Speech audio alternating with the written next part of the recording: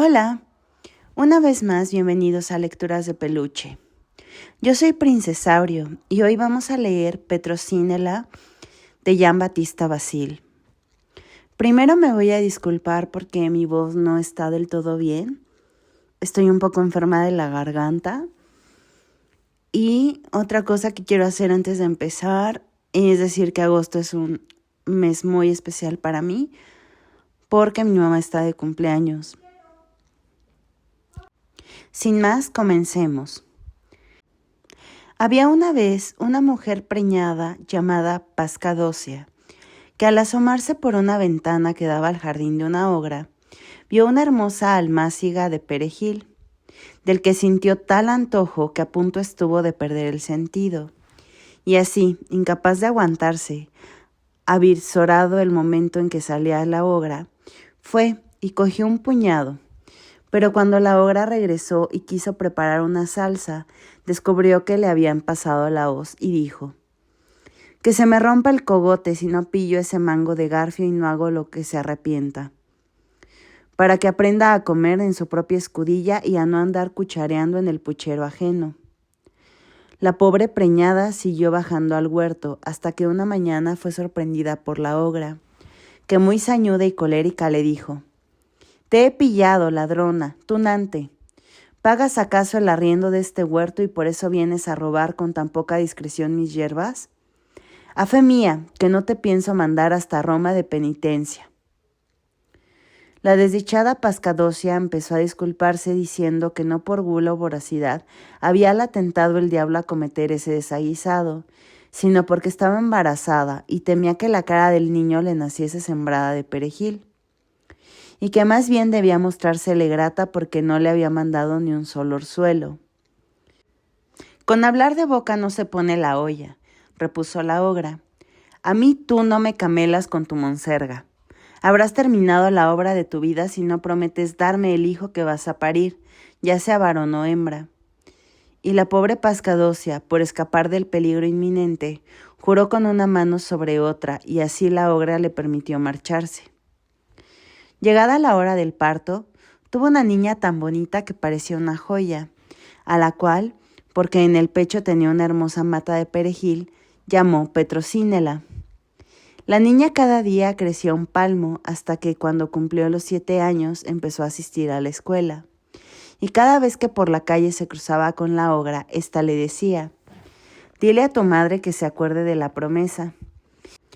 Y tantas veces repitió esta matraca que la infeliz madre, cuyos oídos no podían soportar más aquella murga, le dijo una vez: «Si te encuentras otra vez con la vieja y te vuelve a recordar esa maldita promesa, respóndele, pues llévatela». Petrosínela, que ignoraba todo el asunto, volvió a cruzarse con la ogra, y nada más decirle ésta lo de siempre, le respondió con inocencia lo que le había dicho su madre. Y entonces la ogra la agarró del pelo y se la llevó a un bosque, donde nunca entraban los caballos del sol por no pagar el impuesto por los pasos de esas sombras, encerrándola en una torre que hizo surgir por arte de birbiloque y que no tenía puertas ni escaleras, sino tan solo un ventanuco por el cual aquella subía y bajaba sirviéndose de la cabellera de Petrosínela, que era muy larga, a la manera en que un grumete se desliza por las jarcias de la arboladura. Sucedió que un día, mientras la ogra se hallaba lejos de la torre, y habiendo sacado Petrosínela la cabeza de aquel agujero y soltado las trenzas al sol, pasó por ahí el hijo del príncipe, el cual, al ver 2 banderas de oro que convocaban al alma a enrolarse en el ejército de amor y vislumbrar en medio de esas ondas preciosas un rostro de sirena que encantaba a los corazones, se encaprichó sobremanera de tanta belleza, y después de que hubo enviado un memorial de suspiros, quedó decretado que el castillo se rindiese a su gracia. Y la negociación prosperó tan bien que el príncipe recibió muestras de sentimiento con la cabeza a cambio de besos en las manos, guiñadas a cambio de reverencias, agradecimientos a cambio de ofertas, esperanzas a cambio de promesas y palabras amables a cambio de zalemas. La cosa siguió igual unos días más, hasta que se familiarizaron tanto que tomaron la decisión de reunirse. Lo harían por la noche, cuando la luna juega a la pájara pinta con las estrellas. Petrocínela le daría opio a la ogra y él subiría hasta arriba por sus cabellos. Así, a la hora convenida, el príncipe llegó a la torre y, llamado que hubo con un silbido, las trenzas resbalaron por el muro. Él se agarró con ambas manos y dijo: ¡Arriba! Por fin, una vez que se deslizó por el ventanuco y ya dentro del cuarto, degustó una buena cena con aquel perejil de la salsa de amor. Y antes de que el sol enseñase a sus caballos a saltar el círculo del zodiaco, descendió por la misma escalinata de oro y marchó a sus asuntos. Esto mismo pusiéronlo en práctica varias veces, hasta que una comadre de la ogra lo descubrió, y tomándose la molestia de roso, quiso meter el hocico en la mierda, y le dijo a la ogra que estuviese en guardia, porque Petrocínela hacía el amor con un joven, y sospechaba que las cosas habían llegado todavía a más. Dado el zumbido que oía y el ir y venir de aquel, temiéndose encima que si hacían una redada, podían desalojarlas de esa casa antes de mayo. La ogra agradeció a su comadre el buen consejo, y dijo que se encargaría de obstaculizarle el camino a Petrocínela, amén de que era imposible que consiguiese huir porque le había hecho un hechizo en virtud del cual, si no se apoderaba de 3 bellotas que estaban ocultas en una viga de la cocina, jamás podría marcharse de la casa. Pero mientras parloteaban de esta forma, Petrocínela, que estaba con los oídos alerta y albergaba algún recelo de la comadre, pudo oír todo lo que se contaron. Así, cuando la noche extendió sus ropajes negros para preservarlos de la polilla, nada más llegar como de costumbre el príncipe, lo mandó subir a las vigas y encontradas que hubieron las bellotas, que ella sabía cómo debían emplearse porque la ogra la había dado, hicieron una escalera de cuerda, bajaron los dos y enseguida salieron por piernas rumbo a la ciudad. Solo que habiéndolos visto la comadre cuando salían, ésta se puso a chillar llamando a la ogra, y tan escandalosos fueron sus chillidos, que la ogra se despertó, y oyendo que Petrocínela había huido, bajó por la misma escalera, que seguía atada al ventanuco, y empezó a correr en pos de los enamorados. Estos, que la vieron ir hacia ellos más rápido que un caballo desbocado, se creyeron perdidos. Pero en eso Petrocínela se acordó de las 3 bellotas, arrojó una, y hete aquí que apareció un perro de una fiereza de padre y señor mío, el cual, con las fauces abiertas y ladrando, se lanzó contra la ogra para comérsela de un bocado. Pero la ogra, que era más maliciosa que el diablo, metió una mano en el bolsillo, extrajo una hogaza y se la dio al perro, que al momento bajó el rabo y contuvo su furia. Reanudó pues la persecución de los fugitivos, y Petrocínela, cuando la vio acercarse de nuevo, lanzó la segunda bellota. Y entonces salió un león feroz que, batiendo el rabo contra el suelo y agitando la melena, ya estaba con las fauces abiertas de par en par, listo para zamparse a la ogra.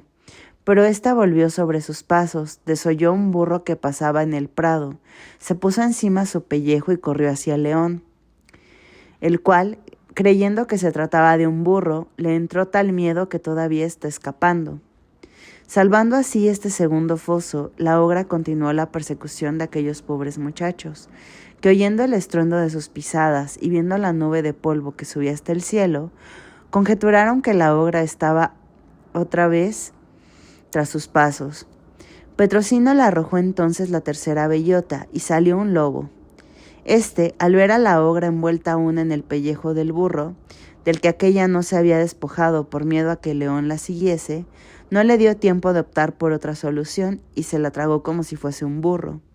Y así los enamorados, fuera ya de peligro, se encaminaron despacito hacia el reino del príncipe, y con la debida licencia del padre, contrajeron matrimonio y demostraron, al cabo de tantas penalidades, que tras el nublo viene el sol y tras mal tiempo viene otro mejor.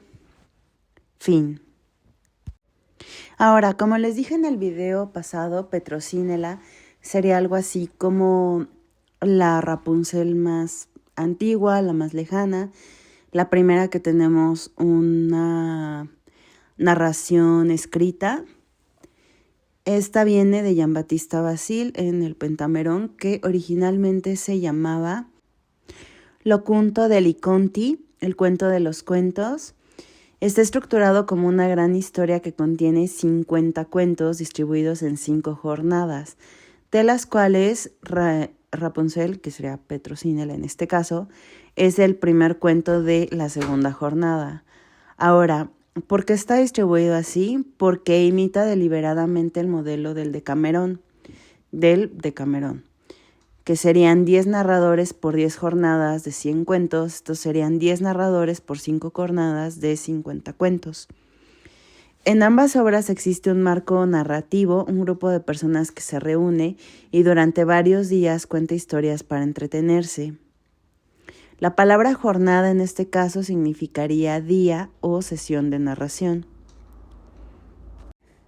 Ahora, el hecho de que sea el primer cuento de la segunda jornada tampoco tiene un papel significativo, simplemente tiene que ver con la estructura narrativa general, pero tampoco es un valor que nos interese en este momento.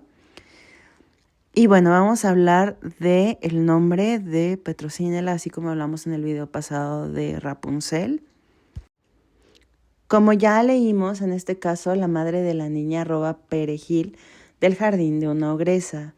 Al nacer la niña recibe el nombre de Petrosinela, derivado de Petrosino. Esta palabra dialectal del sur de Italia servía en el momento en que se escribió este cuento para designar al perejil. En el italiano moderno esta palabra sería algo así como prezzemolo. Así que de una manera muy literal y en una traducción muy bárbara, Petrosinela sería algo así como la niña del perejil o la perejilita.